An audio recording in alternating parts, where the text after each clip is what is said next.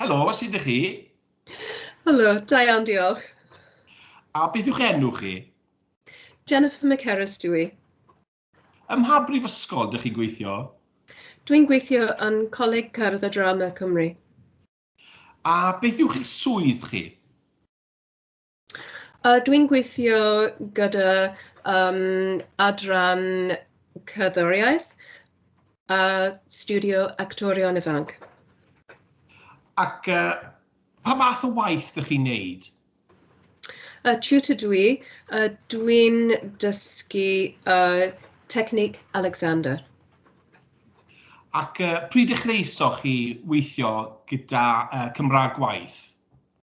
Dechreuais i y llynedd. A sut mae'ch cynllun wedi'ch helpu chi i ddefnyddio'r Gymraeg yn y brifysgol o ddydd i ddydd? Mae helpu fi gyda phobl ifanc ac mae'n gwneud y sgwrs yn gyfeillgar. Diolch yn fawr iawn i chi. Diolch.